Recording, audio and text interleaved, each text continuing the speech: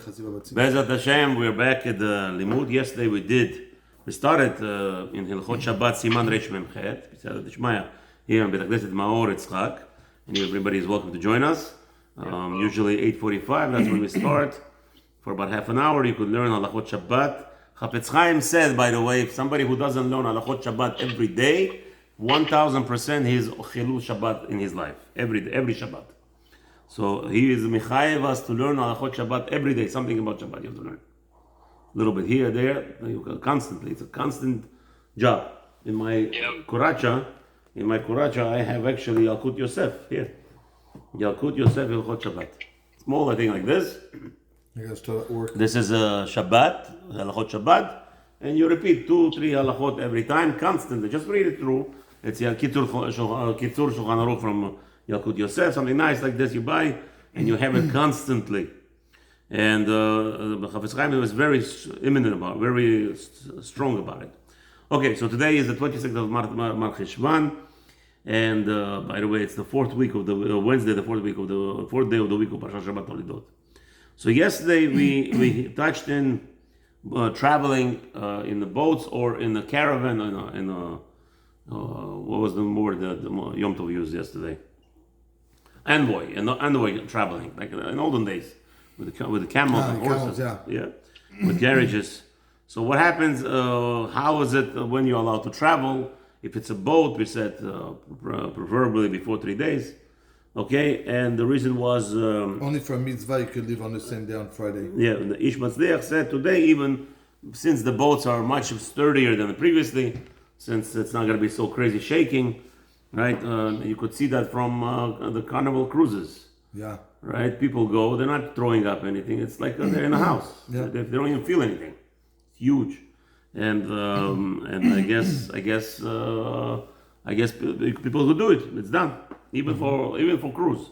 Somebody, let's say the cruise goes out Thursday night, and your wife is very much, love the idea of cruise, and you want. What are you going to tell them? No. We have to start 3 days before. There is no cruise 3 days before. So what do you do? So I guess the Choira, Ish Mazliach told us yesterday that since today we don't have that problem, because it's talking. The primary problem was seasickness, and we want you. What does the Lechora mean? Lechora means obviously. That's what it. Lechora means obviously or most probably. Lechora means most probably. Okay, so most probably would be allowed to travel on Thursday or even Friday these days, because as Ish Mazliach pointed out, that there is a little, if any, concern for seasickness as it was before. Now, what I told you yesterday, that I take my daughter on the boats, fishermen boats are not cruises. No, small boats. Fisherman boats, you're shaking this way and you're shaking that way and you're shaking. Yeah, I know, been there. And they go a little bit faster than the cruises, so maybe cruises are. What's the name? They'll be fine. Okay, let's continue in Ramah. Where are we now? Ramah. We didn't do the Ramah yesterday, and before we do Mishnah Berurah, there's a lot in Mishnah Berurah. Ramah? Ramah is the Haggah right here. Ramah. That's what it means. Ramah is the Ashkenazi posek. It was the Ramah. Ramah. Yeah. Okay, sorry. אבל קודם 3 ימים שרה, אפילו מספינה שמושכים אותה על ידי בהמות. Okay, now you're allowed to travel with a boat even before 3 days. Says the Ramah, very funny thing, that there are boats that used to be pulled by animals. How would they do it? There would be a boat, right? And the animals would be walking on earth, and they will be pulling the boat. On the ground? No. The boat is in the ocean. Yeah. And the ropes would be tied to horses. I don't know, 60 horses, 100 horses. Okay, and they will be walking on the beach, I guess, and they will be pulling the boat with them as they're walking. Okay. So there was such a concept. Says even such an animal, such a boat, you're allowed to travel. Says Haggah. Okay, ואפילו אין בגובה המים. 10 טפחים. עשרה טפחים. Okay, so now, what's the concept of 10 טפחים? as we know, 10 Tvachim is no longer Rishut Rabim, right? Or Rishut Rabin means it's not. it's not public domain. Once domain, anything exactly. that's 10 Tvachim, we'll learn later on. If let's say you have a Pachid garbage, we have our garbage cans. It's outside in the front. In the front, our garbage cans that we have here in Florida are huge. They're about maybe even 50 Tvachim tall. They're tall. And inside of it, it's actually its own domain, because they're more than 4 Tvachim wide. 4 Tvachim mean basically hand breadths, so you would say they're more than 12 by 12 inch, more than a foot wide, like we have here. So basically, let's say you came out of a shul on Shabbat and you forgot there is no roof. We don't. Let's say even here we don't have Sfaradi roof. For some reason, our community does not have it. There are other communities in our neighborhoods that do have a full gate around, which would make it a real roof. We don't have the roof here, unfortunately, in Maple Ridge, fully. But the bushes does cover if it's not a gate, no, Rabbi? Well, so bushes, so. yes, but lakes not. Oh, it opens out of the lakes. Yes. So the lakes. So if we had it around the lakes, then there would not be a problem. But since our lakes are actually touching other developments, Yeah. and they're open, exposed, so therefore it's not a good roof for Sfaradim. So let's say you came out of the shul with a tissue you wipe your nose or whatever, you wipe your hand, and now you have a tissue in your pocket, and you realized in the street, what do? So again, if you would just drop it on the floor, you would be over Rishut Doraita of taking out from Bet Knesset into Rishut Arabim, right? The best thing is to just go straight without any stop to your house and take it out in your house. This way you did only Sur de Rabbanan, which is the Rabbanan. Rabbis say you prohibit it from walking from one private place to another private domain within the middle of bounds of in between the public domain. How many was the distance and you have to stop? No stops. You just got to keep on going If you straight. stop, it's like you already dropped the tissue. Okay. Okay? So now, the question is, what if you're walking and it's a tissue, it has dirt on it. You don't like it in your hands. You feel not comfortable. So some say there's allowance. You drop it into the garbage can. If you drop it in the street, you're over Rishut Doraita. If you drop it in the garbage can, which is private domain, it's like you brought it into your house. Oh yeah. Yeah, because those garbage cans are private domain. They have their own possession. They're not public domain? They're not public domain anymore. Everybody could come and put it inside, no? Yeah, they're not public domain. That's the point. Since they are 10 foot tall and they're 10 to 12 feet tall, which is you go by measurement. That's right. That changes everything. 40 inches tall. Anything has to be 40 inches by 12 inches wide, and it has its own reshut. It has its own domain. So its own domain. So therefore, it would be better if you want to leave it on the floor. That's not good. Put it in the garbage can. It's fine. That's now. So here too, the boat is traveling. What? Boat is in an ocean. How many inches are down from the borderline of the water deepness? So he says, Rama says, even because we know on the boat there's not a problem because under the boat there's always more than 10 tefachim. If it's a heavy boat, obviously there's more opening there, right? But let's say this boat you're traveling on Shabbat, which is pulled by the animals. Usually it's closer to the beach, and if it's closer to the beach, there's less opening between the opening between the surface of the water to the ground. Says Rama, even if the surface of the water to the ground and below it is less than 10 tefachim, which would mean what? That you're actually being carried by those animals where? On Rishut Harabim, you're in a property of the domain, of public domain. Remember, if the depth is more than 10 tefachim, more than 40 inches, right? Then it becomes a private domain. More than 40 inches, more than, 40 inches. 10 tefachim. 10 tefachim. If it's more than 10 tefachim, then it's a domain which is not part of the Rishut Harabim, then it's allowed. Not a problem. But Rama over here says, even if that boat is close to the shore, and because it's close to the shore, you don't have 10 tefachim, still will be allowed. And we'll learn more than that. Vafilu. Continue. Vafilu en begova hamayim. You said that already. Okay, next. Vafilu. Vafilu bimkom שיצטרך הישראל בהר היטב, No, לעשות. לעשות אחר כך מלאכה בשבת להוליך הספינה. Even if the Jew, אפילו במקום שיצטרך הישראל לעשות לאחר כך מלאכה בשבת. Wow. There will be some Jew that will do a work because of you to travel or to guide or push this boat even on Shabbat. Whatever that means, we'll go into Mishnah Berurah. He'll explain. What does that mean? לעשות אחר כך מלאכה בשבת, להוליך הספינה. There will be some kind of, there'll be a sort of, or you'll be transgressing of doing malacha, certain malacha, by taking this boat on Shabbat or pushing it or whatever it is. We'll see what that means in a few minutes. Okay, Zohar, you by the Sefer already? Yeah. Okay, so you want to continue Mishnah Shulchan Aruch? Ve'im? I lost the spot. It's 24, page 24. We just finished Ramah. You did the Shulchan Aruch yesterday, so continue in Shulchan Aruch. Ve'im, page 24, the first line, Habibi.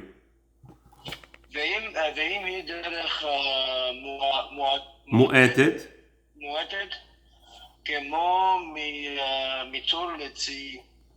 מצור לצירון. צידון. שאין בעיניהן כי אם מחלת יום אחד. יום אחד.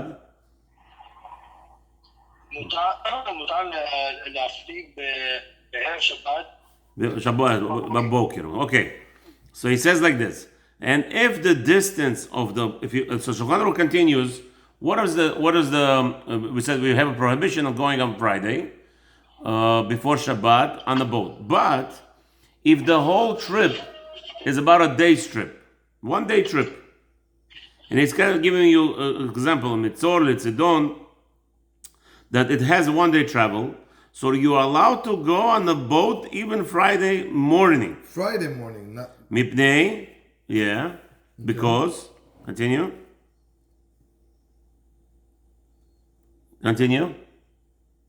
Zohar. What happened? Get disconnected? Okay. Sorry, I hit mute by accident. Okay. מפני? שיגיע שם קודם השבת. Yeah, the whole allowance here is, remember, don't think it's 24-hour trip. It has to be in 1 day. 1 day's trip means usually within that same day. That's what Maran tells Friday, you. not Shabbat. Yeah, if you leave Friday morning, you'll arrive there Friday afternoon before Shabbat. You're not allowed. Allow what? To get on the boat? To get on the boat, yeah. And during Shabbat, that is going to be rude? No, you will arrive there before nightfall. And then you get... On Friday. So okay. So you're getting on the boat. On Friday morning. And you'll arrive at your destination before Shabbat. You're getting on land before Shabbat. So all this is talking about the Friday. No, you might think, Maran said, don't go on the boat unless it's 3 days before Shabbat. So you might think, even maybe for an hour trip. So if it's a day trip, you're allowed to. You're allowed. If it's that day you're coming back, let's say we're going fishing. Yeah. So if the Maran doesn't say this, I would assume going on Friday, fishing on a boat, will be asur. Okay. So Maran says no. All we're talking about is the problem is you going in on a boat on a long trip. Yeah. Umakom shenagu.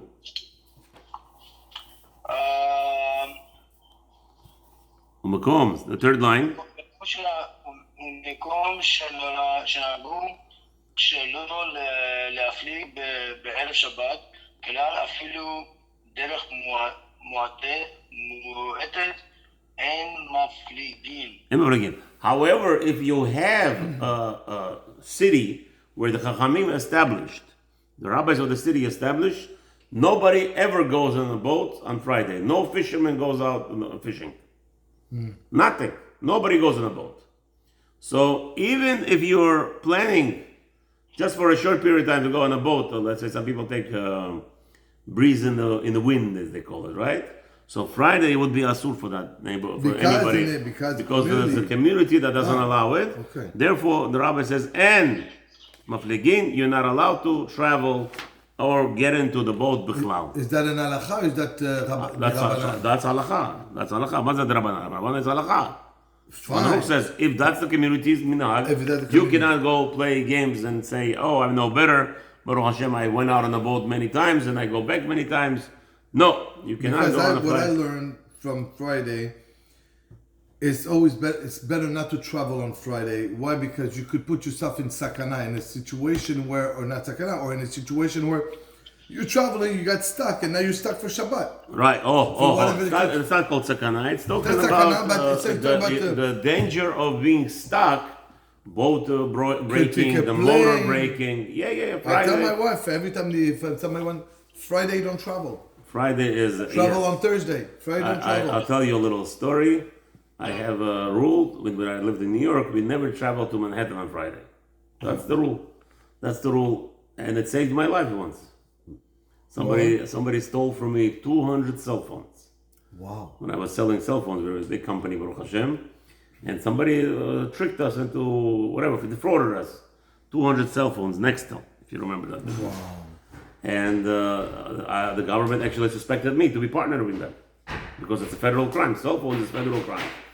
So they went to attack you and tell you that the government actually were suspecting me, and they actually called me up, the CIA, federal crime. Please come to our office tomorrow. This was Thursday morning. So I get a phone call. I said Friday, come to building number 2, tower number 2 or number 1. I'm not sure. One of the towers in the what's his name on Wall Street. They were occupying one of the buildings over there. Come in on Friday. And we will, what's his name? We want to interview again.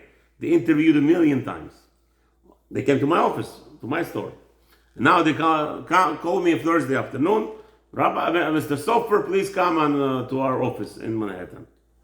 In the towers, in the Twin Towers, one of the Twin Towers. I said, sorry, I don't know what you're talking about. I don't know what you're talking about. Fridays I don't travel to Manhattan. If you want, talk to my attorney and he'll get back. He'll tell you what needs to be done. Okay, my attorney calls me back. He says, Avram, you don't go there. They want to arrest you. They're seriously suspecting you being partnered with this guy who stole. Even though I gave him I had all the receipts. I had pictures of all the people who took the phones. But still, they said, they needed a scapegoat. And who else is the best scapegoat? Is the business. Those Mexican guys, they ran away. They took them off the phone on my bike. So Friday I said I don't travel. So the attorney said, Mr. Sofer doesn't travel on Fridays. Sorry, bye-bye to you. So they said, okay, next week we want him to come in Tuesday into the office. Tuesday, Wednesday, we'll let you know. What do you think happened on Tuesday? You remember that, right? They were waiting for you. No! September 11th. That's right. I don't believe it. They never called me again. Well, they were in the building themselves. I don't know where they went. I don't know where they went. But you see, Shabbat. I honored Shabbat. Shabbat honored you, and they really, they had bad intentions. The goyim, I'm telling you, they had very bad intentions. They still have bad intentions. So that attorney. Okay. I'm gonna let you go. 1 second. What time is it now? No, 9:22. Even if I want. Okay, let's do it tomorrow. Bezat Hashem will continue. I see Makel is here. Moshe has to go. Zohar, Bezat Hashem tomorrow will continue. Tomorrow, Bezat Hashem. Tomorrow. Anybody who needs to go to work, go to work with B'Shefa, B'Nacham, B'Simcha. Without any problems, with only joy and only good health. Amen, Rabbi. Make a lot of money without any headaches. Amen.